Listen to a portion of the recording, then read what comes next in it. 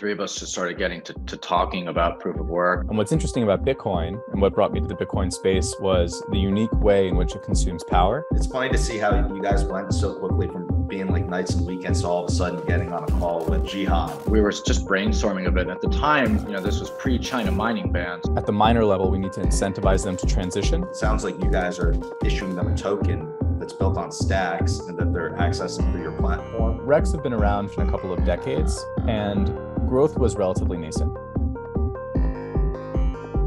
Well, thank you guys for coming on. I'm really excited for this conversation. For all the listeners out there, today we got Elliot and Brad on from the Sustainable Bitcoin Protocol.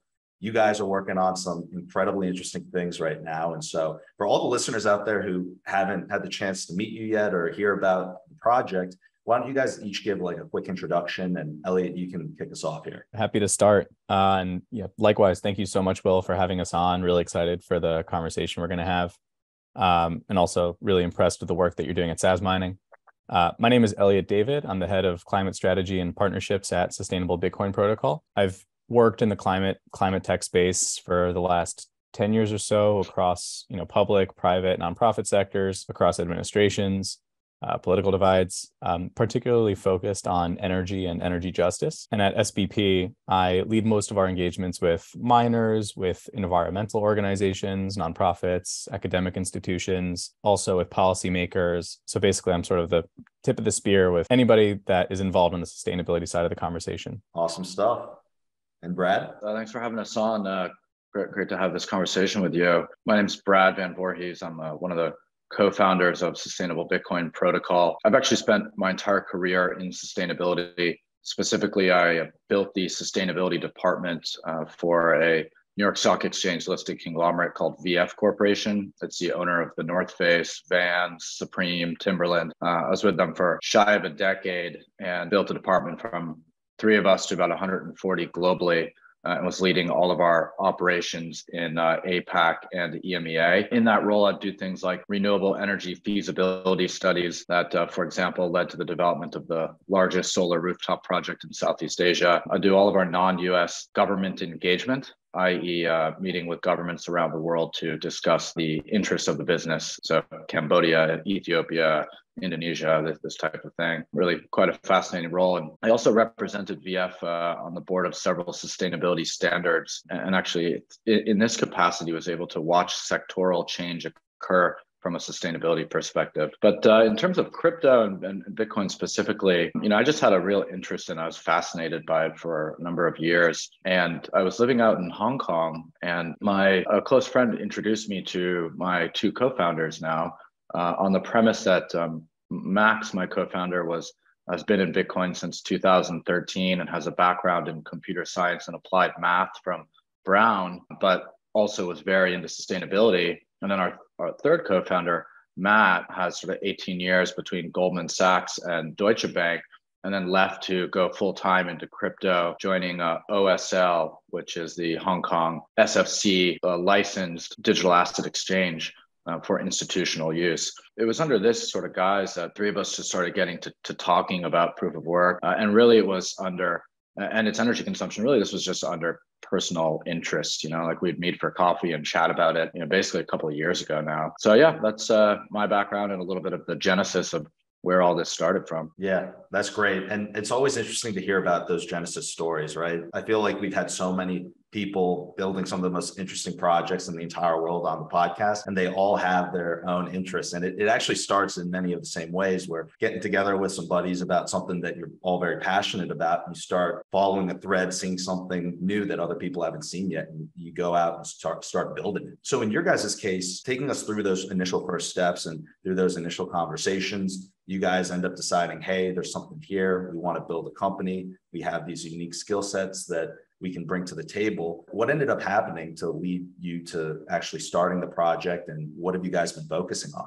In the earliest days, Max and I would meet on the weekends at a coffee shop in Hong Kong and we were just brainstorming a bit. At the time, this was pre-China mining ban. So, around 50% of global hash rate was right on our doorstep in mainland China. Max has sort of a robust network within mainland China, both sort of in the Bitcoin mining space and in sustainability. And so we thought, okay, well, if we're here, maybe there's something we can do to help sort of incentivize miners to use clean energy sources. And so we just started brainstorming a bit and thinking about some of the lessons that came out of my career and how sectoral change actually occurs. And the one lesson that's really stuck out to me over the years, and for better or worse, the reality is that there are very few purely altruistic businesses or people, on this planet that are going to do things out of the goodness of their heart when it comes to sustainability. If you really want to see sort of change occur from a sustainability perspective, you need a very strong incentive. It needs to be a strong business incentive or basically a financial incentive.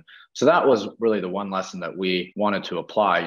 How do we financially incentivize miners to use verified clean energy sources? So to answer your question a bit more pointedly, we started to spend late nights working on a deck and thinking about some ideas. And, I was fully employed at the time. So this was just us tinkering. I had a pretty big team, was a director of sustainability for VF, covering all of APAC and Europe. So this was me like taking my nights and weekends and staying up way too late.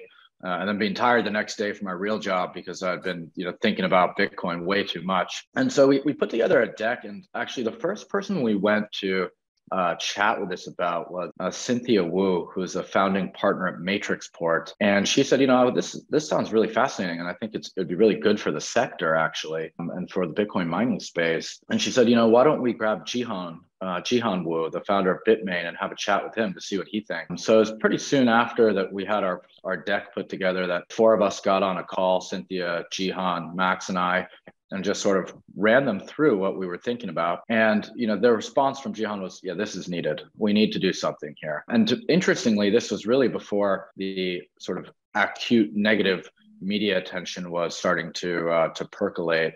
This was pre Elon Musk doing the 180 on accepting Bitcoin at Tesla, which I think was a real tipping point in the media storm around Bitcoin's energy consumption. So that was, getting that sort of positive reinforcement that this was the right path to be going down was really helpful. And we then I was still living in Hong Kong. I'm now back in New York, sort of leading our development here in the States. But we also were in touch with very senior bankers in Hong Kong, TradFi bankers, partners at one of the most important investment banks in the world. And they were saying sort of the same thing. What this is really needed in the space. We're hearing from institutions, this is a concern, the energy consumption or the sort of the perceived negative sustainability component. And again, it's perception more than reality, right? And so, that gave us the fortitude to sort of say, okay, let's really dive into this and see if there's something more to it. And actually, finally, in terms of our third co-founder, Matt, he was at OSL and he was leading institutional prime brokerage over there. So we went to him in the very early days and said, hey, we know you're engaging with all these institutions on the digital asset space. This is what we're thinking about.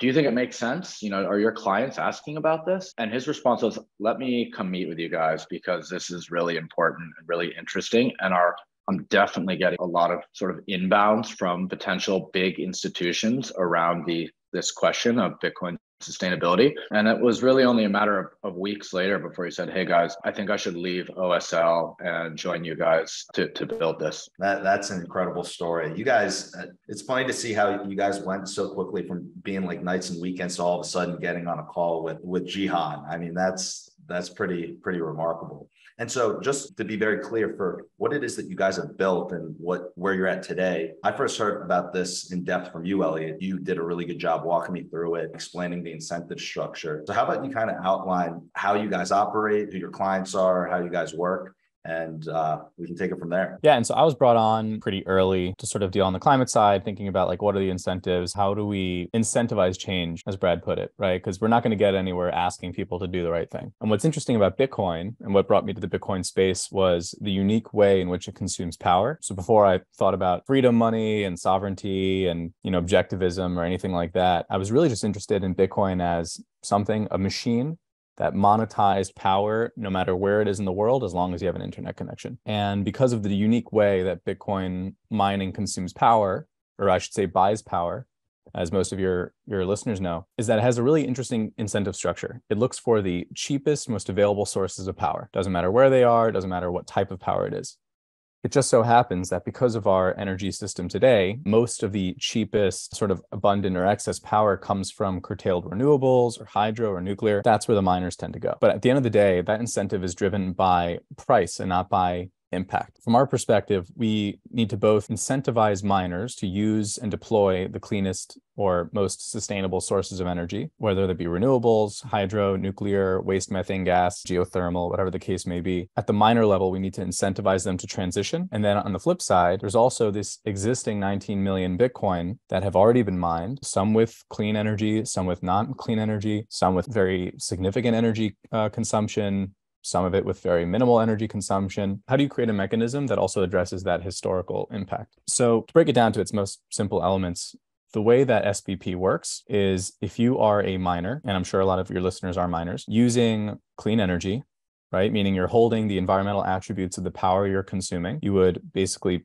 prove that you're using clean energy. We believe in proof of work, not just as this really powerful security mechanism for the network, but also that for impact, we want to sort of prove that we're doing the right thing. Bitcoin is meant to be trustless and think that's the right way to go. So a miner would basically go through this process, proving that they're using clean energy. And then we issue them a separate financial instrument called an SBC, or a Sustainable Bitcoin Certificate, which functions somewhat similar to a REC, which basically says that a Bitcoin was mined using sustainable energy sources. Now, the reason why this is really powerful is because this miner now has both Bitcoin and this SBC. They are two totally separate, totally independent instruments. We're not touching Bitcoin. We're not trying to change Bitcoin. We're not changing any kind of code. Essentially, it is a premium for sustainable Bitcoin mining. But because these two instruments are independent, fungibility of Bitcoin is totally preserved. So let's say you're a Bitcoin miner using solar or wind energy or whatever. You'd win the block, right? You win Bitcoin, and then you'd win the subsequent number of SBCs. And those SBCs can then be sold to institutional investors, asset managers, people that want to hold Bitcoin on their balance, totally trustless, verifiably sustainable way. So some of those folks that Brad mentioned, these institutionals that want to hold Bitcoin, they want to get into the Bitcoin space, whether they're facing ESG mandates or just have climate targets. This is a way for them to hold Bitcoin in a guaranteed, sustainable way without compromising fungibility. That's actually a revenue generator instead of a cost center. So that's at the miner level. That's how we incentivize change there. But then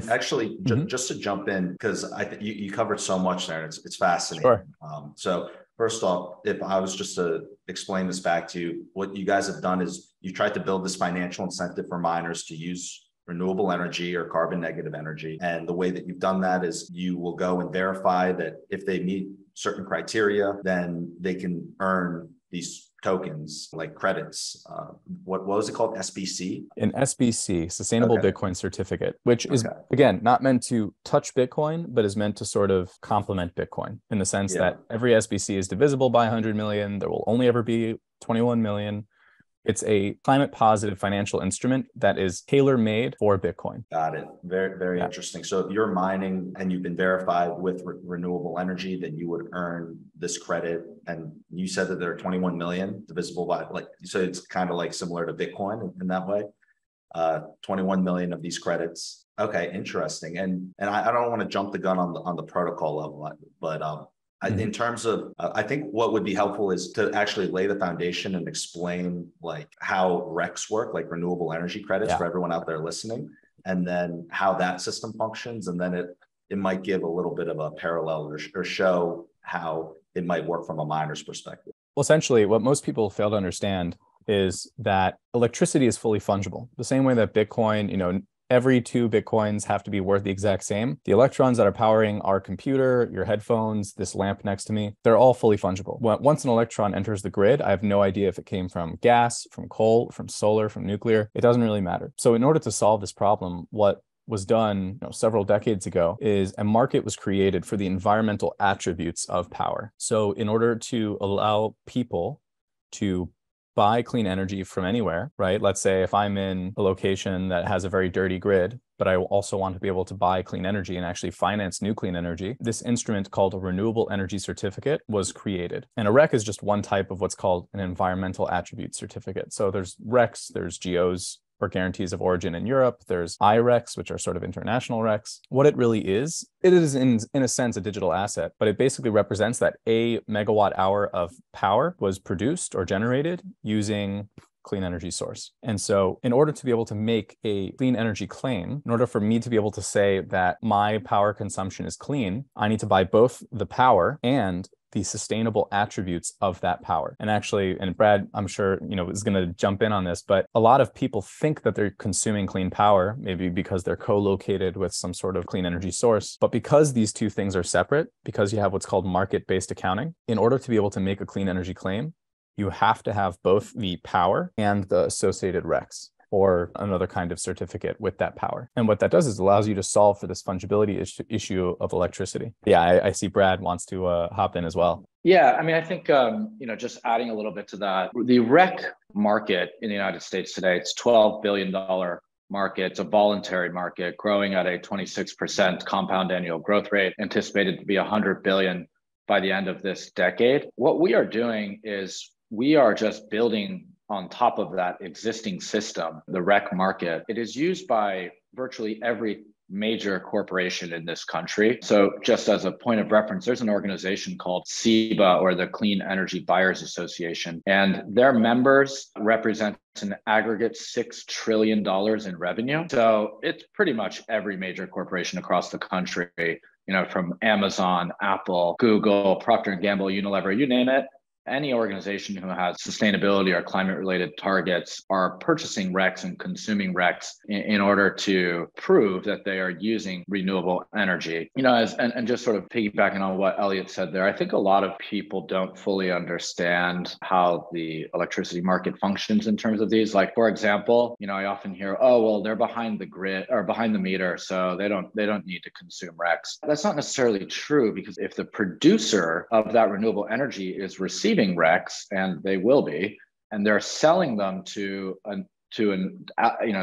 commodities broker, or they're selling them to a buyer elsewhere, just because you're behind the meter doesn't mean that you are actually using the renewables if they're selling those renewable energy attributes to another buyer. So as Elliot said, you need to be consuming the energy, and then you also need to be consuming the energy attribute certificates, or RECs. In Europe, they tend to be called GEOs, or guarantees of origin. I mean, this system is prevalent, throughout pretty much the entire world. What's interesting is the whole point of Bitcoin, right? Or one of the brilliant innovations of Bitcoin and proof of work is that it stops, or blockchain is that it stops this double spend problem, right? But what you see in the space is a lot of people, and I think for the most part, are doing this unintentionally, right? They're doing this just because there's a lot of energy illiteracy. They believe that they're consuming clean power because, as Brad mentioned, they might be behind the meter, or they might be co-located with some kind of facility. Because again, the most abundant, cheapest sources of power tend to be these excess renewables, or excess carbon-free power. And they think they're consuming clean energy. But if that producer is selling those RECs to Amazon or Google or whoever, so that they can make a green claim, then you as a miner, or you as a buyer of power, are not necessarily able to make a green claim as well, because then you get a double spend problem. So part of what we're able to do here is actually prevent this double spend problem in the REC space, or even in the Bitcoin mining space. That way people can have verified clean energy claims and also make a profit from it. Yeah, and in terms of how you guys are looking at the space today, like mining before this credit, I hadn't even thought of that regarding the potential double spend aspect of operating a mine on renewable energy, but then looking at the producer going and selling those RECs. How do you look at this market growing over time or expanding? I have no idea how long RECs have been around. You guys might know off the top of your head, but how long did it take for it to grow to that size? And then I guess today, what are you guys looking at and predicting the size of this market and these certificates that you guys are creating to grow to? The REC market's been around for several decades now. I don't know the exact year that it was started. I should have that data point off the top of my head, but I don't. So there's different types of RECs. I'll address that first point, Brad, and then you could talk about sort of the scale and size. But RECs have been around for, as Brad mentioned, a couple of decades, and growth was relatively nascent. And there's also different types of RECs. There's a lot of different types of these EACs, or environmental attributes. Carbon credits are sort of somewhat similar. But for the most part, the market did not grow that much. A, because energy consumption was lower, but also because a lot of these big companies were not making these sustainability claims. They weren't actively pursuing sustainability and decarbonization. Just in the last decade or so, that has exploded. And as Brad's going to, I'm sure, point out, it is going to skyrocket over the next several decades. Yeah, it seems like a concept too that early on, it's not like this is the first time that this concept is being created, is one way to look at it. I feel like early on with Rex, it would be much harder to get something like that up off the ground. But I mean, you guys are basically just taking it one level deeper into the mine industry. It seems like to me, you guys, of course, understand the project at a much deeper level. No, that's a pretty accurate assessment. I would not to digress too much, but we're not solely looking at just the consumption of Rex. We're also looking at working with miners that are using waste gas. And, we also believe that the use of waste gas, not just believe, I mean, the data is there to show that it's, reducing CO2 equivalents from entering the atmosphere. And so the way we look at this is actually it's miners that are using waste gas and mitigating CO2 equivalents are doing also a very important job here. Miners that are using grid energy and providing all these great characteristics to the grid, in terms of stabilization and other things, and consuming RECs, they're also helping to support the energy transition. And so basically, we're crafting a model. All of these positive sustainability elements of Bitcoin all are sort of captured within this one tokenized sustainability asset that we are producing for Bitcoin. To answer your question about the market size, I don't want to speculate on how big it's going to get, but what I would say is that I want to see the market get big enough that it has a major impact on the narrative surrounding Bitcoin's sustainability, right? Like that is my core focus is how do you drive significant narrative change for the Bitcoin network, from where we are today, which is it uses so much energy, it's boiling the oceans, et cetera, that we hear all this, right? And then you've got the other people saying, oh, well, it only uses 0.5% of global energy production to, the whole network only uses 0.55%. Yeah, okay, maybe it only uses 0.55%, but let's do everything we can to make it as sustainable as possible. If we can get like the vast majority of the network to be using verified renewable energy, and also a big portion of it is using waste gas and mitigating CO2 equivalents. Okay, it's not a big portion, but some portion of it. You put this all together and start to tell the story, and then we can change the narrative from where we're at today. And that's really important to me. And I think that, building this ecosystem and this market is going to be extremely impactful in changing the narrative. I actually think that the next Bitcoin bull cycle is going to be driven by an ESG narrative.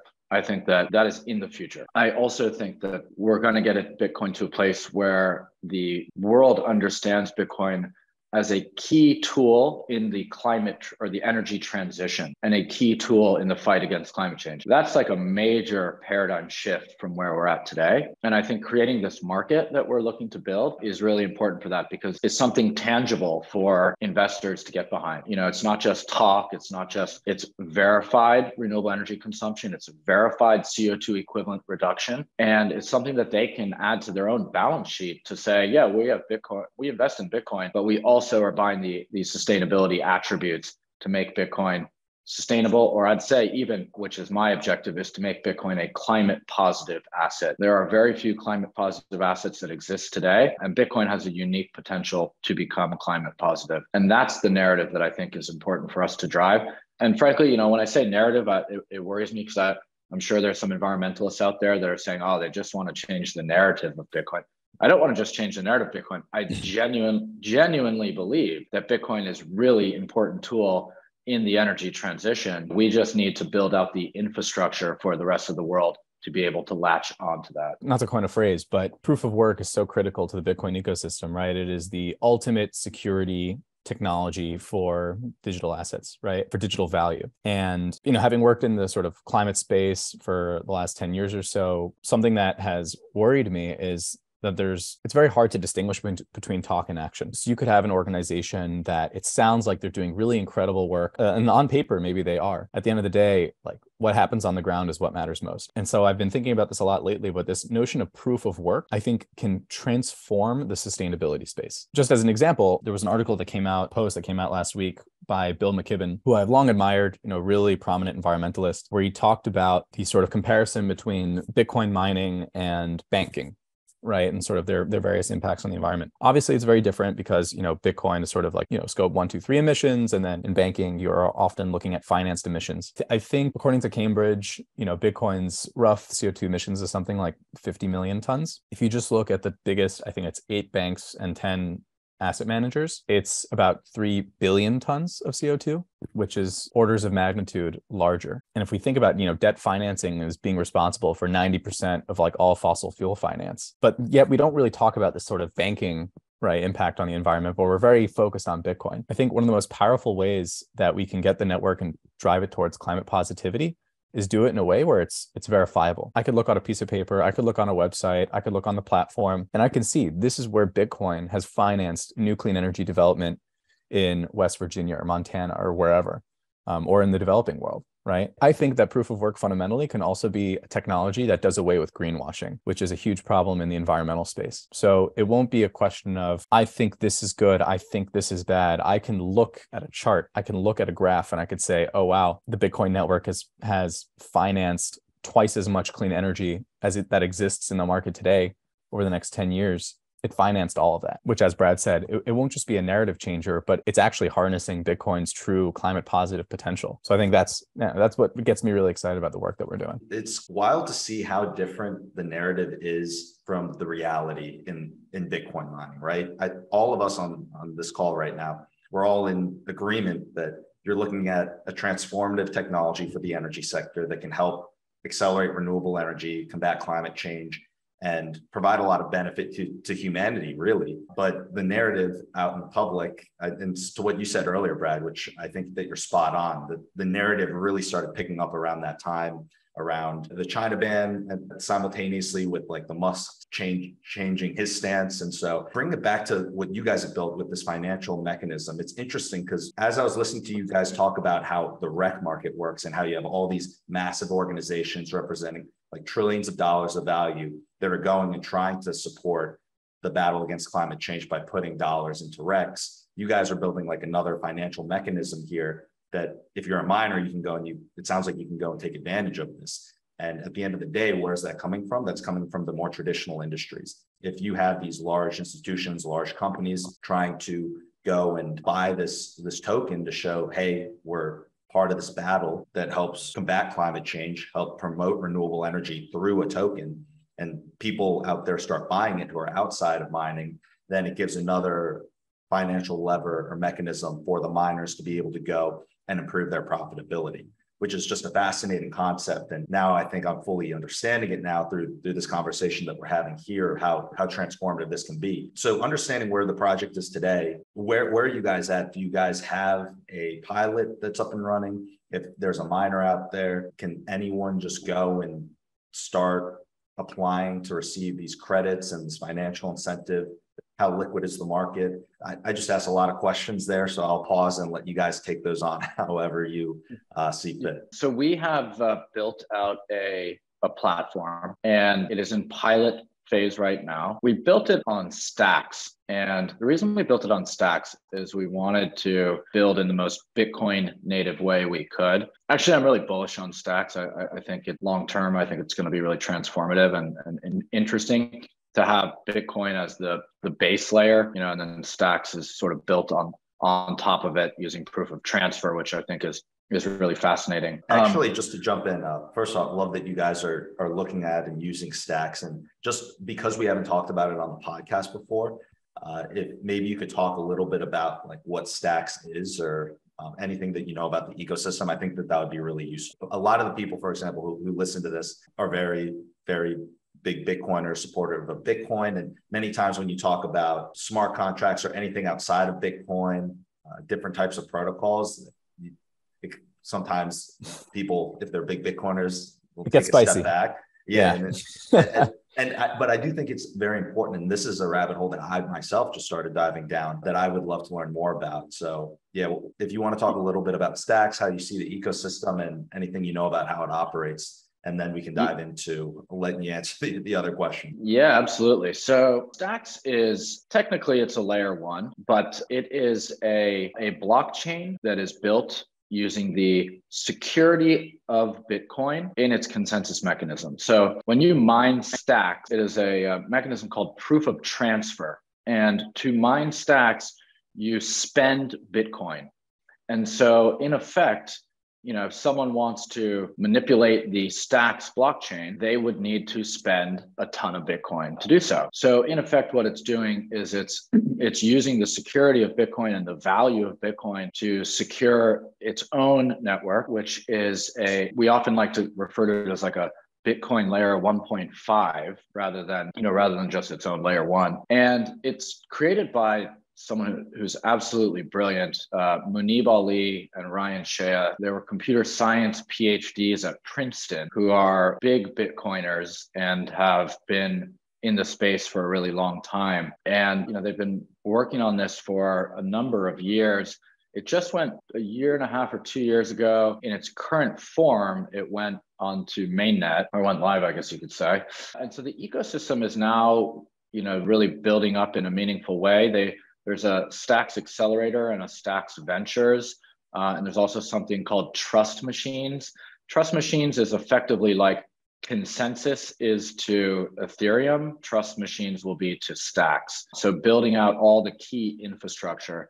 They're also doing a lot of really interesting things, like they're coming out now amongst many improvements in the protocol. But for example, you'll be able to hold Stacks and Bitcoin in the same wallet, doing some really fascinating stuff, just increasing the integration of these two blockchains. And in fact, every single Bitcoin block has one Stacks transaction in it. So anyways, I'm not the most technical of the team.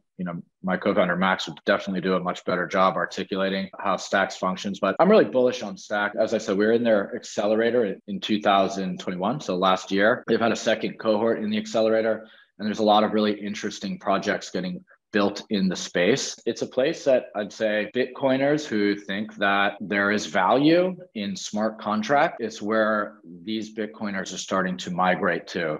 Because if you believe in smart contracts and the ability to mint NFTs or do other things that other blockchains are doing, and you're a big Bitcoiner, like where else are you going to do it? And Stacks is the place to do it, in my opinion. So I'm quite bullish on Stacks. And then I guess maybe just to follow up on the questions that Will posed about the pilot transaction and sort of like where we are as a protocol. We've signed agreements with several really incredible miners. One of our sort of earliest partners and really a stalwart ally is CleanSpark, which is a sustainable Bitcoin miner headquartered in Las Vegas, but mostly operating out of Georgia. And we actually are very excited to be visiting I think it's their biggest facility, their Norcross facility, in just about 10 days or so, which is going to be a lot of fun. But we are currently going through a pilot transaction with this, incredible miner, one of our third-party, energy audit verification companies. It's also quite incredible. And it'll be the first time that a transaction of this type has ever occurred ever. It'll be the first time that a Bitcoin miner has ever gone through this type of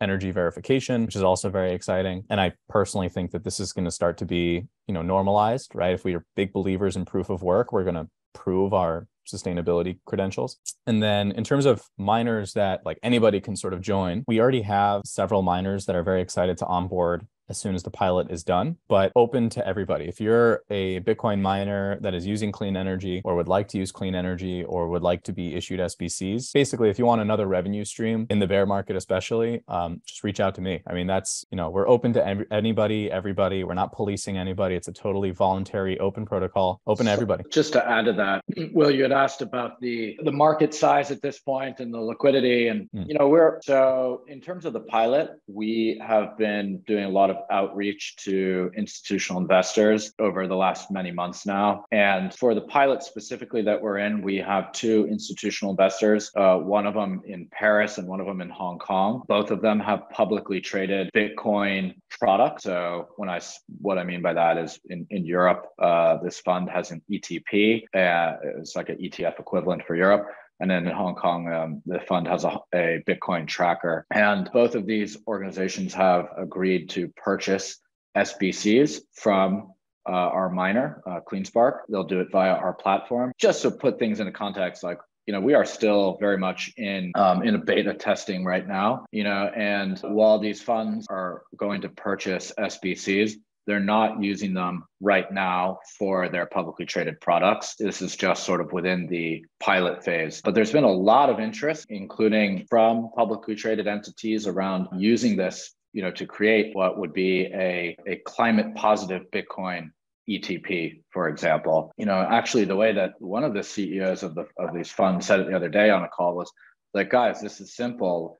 This allows for investors to buy an equity that is underlying by Bitcoin and also renewable energy development at the same time. He's like, it's so simple. There's quite a lot of interest. We have a lot of work to do still, I think, around just sort of the tooling that we're building. There's more work to be done, and of course right now there's effectively no liquidity, but I'm sure we'll get there. I'm not concerned. We're having so many interesting conversations with some really, really big players in the space, really in the TradFi space, frankly speaking. That's where the vast majority of the interest is coming from. And the way we look at it in some regards is, we're creating like a bridge between Bitcoin and TradFi by way of sustainability. I think that there's going to be a great opportunity for older investors who aren't comfortable with investing and sort of actually buying their own Bitcoin and custodying it themselves, to be able to purchase shares like a Grayscale type product here elsewhere in the world, and have it,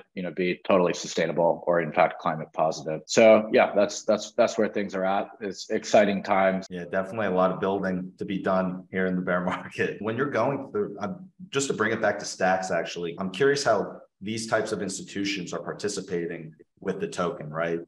And I could be wrong. I'm not as familiar with how a lot of these larger institutions might handle their portfolios in terms of custody, everything else. But it sounds like you guys are issuing them a token that's built on Stacks and that they're accessing through your platform. Are there any types of, I guess, like roadblocks or things that you guys have noticed in terms of just how to incorporate these more traditional institutions into like a token type of ecosystem? Yeah, for sure. I'd say as of right now, there's less infrastructure that's been built for Stacks relative to Ethereum, for example. And so that's definitely, it's something that we need to work through. And actually, we're considering whether we go multi-chain, sort of taking a page out of Circle's book. I really like Circle's product. I think it's a fantastic product. And take a page out of their book and go multi-chain, specifically because there's more infrastructure built out. Now, don't get me wrong, Stacks is quickly moving in the direction that they will have significant infrastructure built out, like with the leading custody solutions, for example. But yeah, that's certainly a challenge at the moment. But listen, this is like the same challenge that virtually the entire crypto ecosystem faces. Like, how do you make TradFi organizations comfortable? And the reality is, like, you look at the list of TradFi orgs that are entering the crypto or digital asset space, from BNY Mellon to BNP Paribas. The list goes on and on and on. So, the TradFi orgs are definitely becoming more accustomed to this. For example, I was at the CoinDesk Ideas Conference just last week, and the CEO, Franklin Templeton, was the keynote speaker. Franklin Templeton is buying like the multiple liquid crypto assets already, or digital assets, So I would have never guessed how sort of far along they are, but seemingly many of the largest asset managers in the world are farther along this track than at least I realized they are. It's really interesting because it was something that as I started to dive down the rabbit hole as well, I realized that whole ecosystem with Stacks is still a little bit earlier. It doesn't have all the tooling, and that it's being built. It's going to be built. And so just going, and tremendous respect for the fact that you guys are going with the Stacks ecosystem, trying to support Bitcoin. And it does come with additional challenges based on like the amount of research that I've done. But I think that it's worth it to be able to build that ecosystem. And I think it's an important ecosystem. I'm also very bullish on the concept that I think Stacks represents, which is smart contract functionality on Bitcoin or backed by Bitcoin's base layer, which I think is great. It's an enabling technology for Bitcoin, right? Like I think, and that's what's really great about Stacks. And they also raised this really awesome Bitcoin ecosystem fund, the Odyssey Fund. They're just very focused on Bitcoin utility, adoption, and value. At the end of the day, I know there's a lot of sort of controversy around Stacks, but they're just trying to grow out the Bitcoin ecosystem, right? Shitcoin or not, quote unquote, what they're really just trying to do is grow out the Bitcoin ecosystem. And they have a really cool technology stack to do that. The great thing about Bitcoin is that we can all do whatever we want with it, and Bitcoin doesn't care. So, Stacks can keep building, and it's going to create new use cases for Bitcoin, deeper levels of integration, et cetera, and they're free to do that. And I think that it's a really attractive value proposition. I think that the ecosystem is going to continue to grow. I mean, I said it before, but the team who created Stacks and leads Stacks, they're absolutely brilliant. JP Singh is a professor of computer science at Princeton. Maniv Ali is a PhD in computer science from Princeton. These are some of like the best and brightest minds in DLT, right? Really bullish on the ecosystem.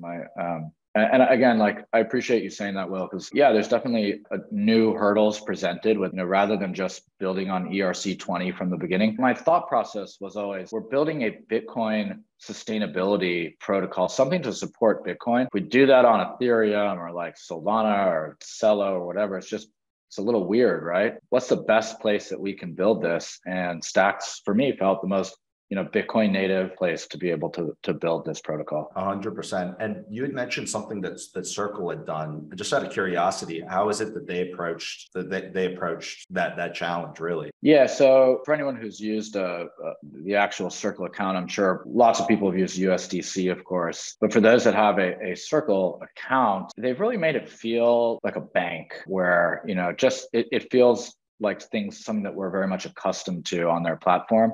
And you're able to just switch between different chains. Like if you want to send something on Algorand or on, ERC20, or I think they have about 10 different chains that you can deploy USDC on. They just make it so easy to sort of flip between these different chains right on the platform. I'm inspired by that. The way I think about things, like, we want to make it as simple for institutional investors as possible to adopt Bitcoin sustainability in some way.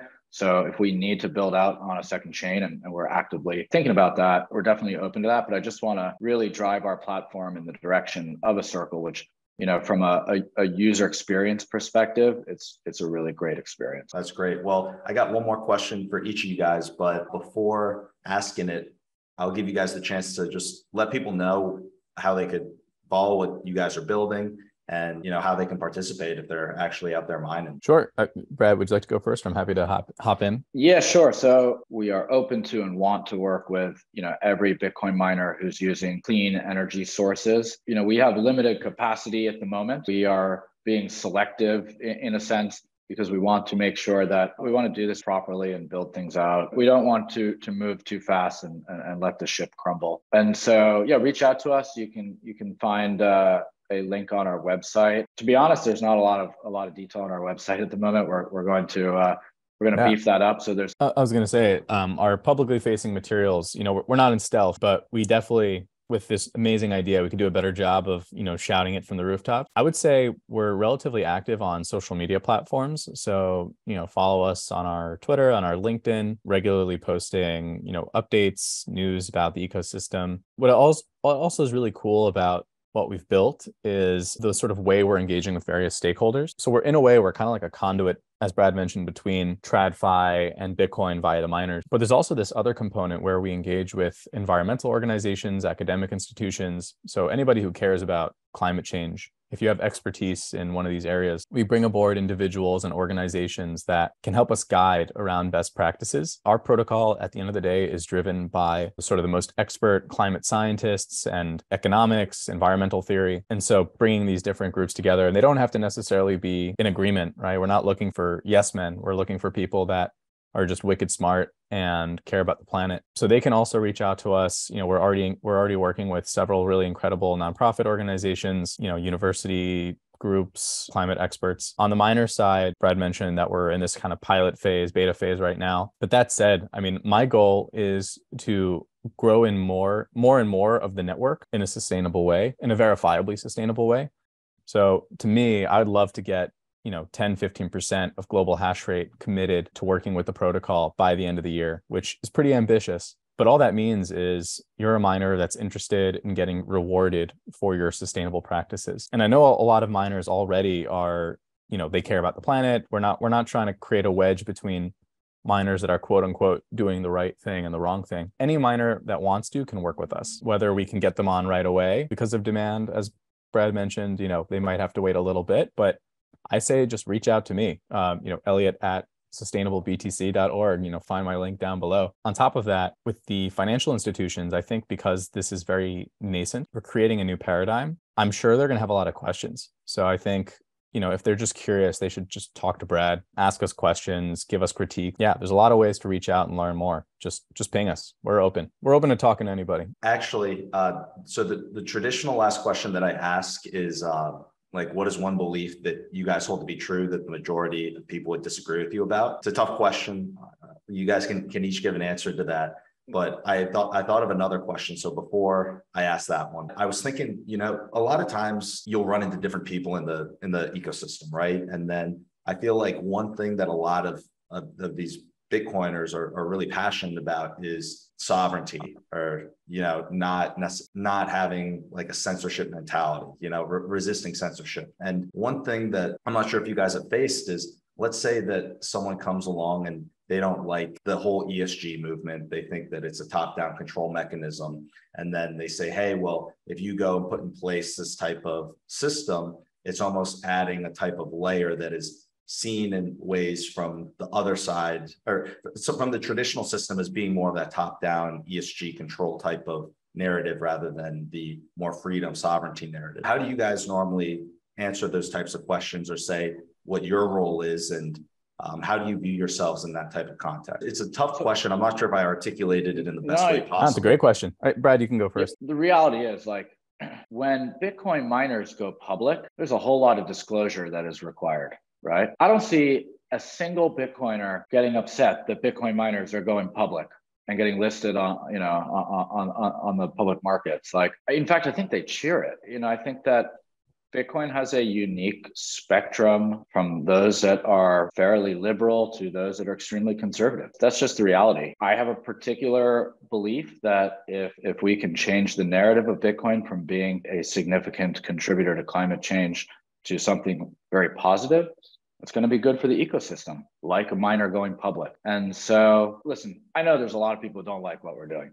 There's a lot, and that's okay. I'm just going to keep building, and if it's successful and contributes in a positive way to Bitcoin and, to the climate, and, then great. I'm always open to hearing people's ideas and concerns. Happy to listen to them, happy to talk and have dialogue. Yeah. Yeah, I think I'll echo everything that Brad just said, and that, we're not policing anybody, right? We're not forcing anybody to do anything, right? At the end of the day, Bitcoin is a voluntary economics driven technology, and we are as well, right? You don't have to like us, you don't have to work with us, right? If you want to continue using fossil fuels or some other energy source in your mining operations, and you don't want to work with us, we're not going to come after you. The best we can do is reorient economics. Just to touch on the ESG point, because that's actually sort of where Will and I first met at the Mining Disrupt conference in Miami. I was speaking on stage with a couple of really awesome miners and experts, from Ben Gagnon from Bitfarms to CleanSpark, Canaan, a bunch of other sort of really awesome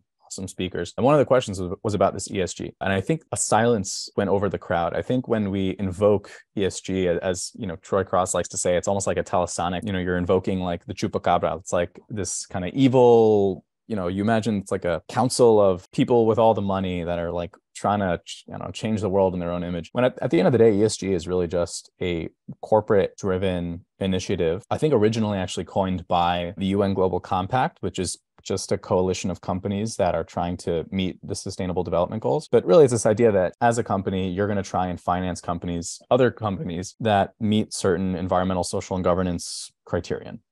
Now, there's a lot of broken elements to ESG for sure. I know Elon Musk recently pointed out that Tesla gets a lower rating than Exxon, which, doesn't really make sense. And I get that. In terms of execution, in terms of the metrics, something's got to give, something's got to change. And many people argue that Bitcoin's already a very ESG positive asset, which I would agree with. At the end of the day, though, to say it's good enough is not really in our DNA. We believe that Bitcoin can be this incredible climate positive technology, and we want to realign as many incentives as possible to do that. I don't think it has to be a partisan or a cultural, it doesn't have to be another culture issue. It's something that I didn't mention about my background, but, I've worked for, the Trump administration. I've worked for President Clinton's foundation, who obviously have very divergent views on energy and climate. At the end of the day, there's nothing that people care more about than their own problems. And when it comes to climate change, when it comes to Bitcoin, there's something for everybody. If you care about flooding in Pakistan or Kentucky, you're going to care about climate. And if you care about sovereignty, liberty, freedom, you're going to care about Bitcoin. There's something in it for everybody. And so our philosophy has been, instead of creating a top-down mandate, let's just reorient the economics in a way that incentivizes decarbonization, that's a value add to everybody. And if you don't want to participate, you don't have to. Sorry, that was a very long answer to your question. Those were great answers. And I think it's helpful too to bring it up and clarify, because at the end of the day, it goes back to what you had mentioned earlier, Brad. Bitcoin doesn't care what you do. It's going to keep operating. It's going to go produce that next block. So we can all play whatever part we want to in the ecosystem. So awesome. Who wants to start with the final question? You want to give it a shot, Brad? Yeah, I would love to. Say the question again so I can paraphrase. It's like what's your spicy take? What's gonna get you canceled from? I'm already people want to cancel me. But anyways, a couple things. One, I'd say for everyone out there, take a minute and just imagine a new paradigm where Bitcoin is considered our planet's most powerful climate positive asset, an asset that is helping the energy transition and fighting climate change. When the world believes that about Bitcoin, because it's in fact the truth, imagine what is going to happen to adoption of this incredibly unique. But my hot take, I think the next Bitcoin bull run is going to be driven by an environmental narrative. I know that's a 180 from where we're at today, but just, I'm deep in this space talking with so many different founders that are building around it right now, speaking with investors who are really focused on it. And I think the next bull run is going to be at least aided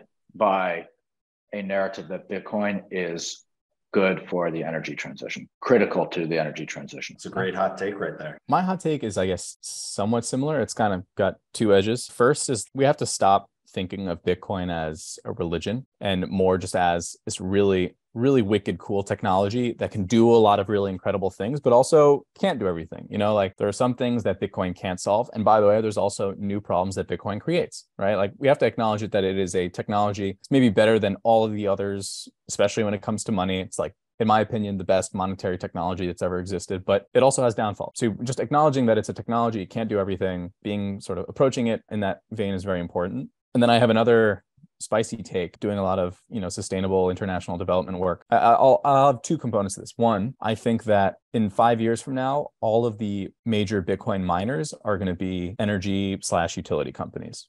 I think they're going to get into the space in a big way. I think they're going to dominate the market. Incredible capital. They're going to use it to stabilize the grid, right? It's going to be everything we want it to be. And I think on top of that, Bitcoin is going to finance the largest just transition in the developing world. And the way I think this is because Bitcoin, beyond it being a sort of sovereignty and monetary technology, it's a really fascinating energy sort of power systems technology. I mentioned I worked at the Clinton Foundation. And what I think about once a week is that in places like Puerto Rico, which was my focus at the Clinton Foundation, this was right after Hurricane Irma and Maria, we were trying to solarize Puerto Rico. At the time, Puerto Rico, which is one of the sunniest, windiest places in the US, consumed about 98.8% of its energy through imported diesel. And it was costing Puerto Ricans more than twice the national average for power. The reason why there wasn't a lot of solar and wind, one of the reasons is that you couldn't finance clean energy in Puerto Rico because you had so much curtailment. It wasn't economically viable. You had just had overproduction during the day and not enough production in the morning and night. Once a week, I think about what if I could go over to President Clinton and be like, hey, there are these weirdos on the internet making,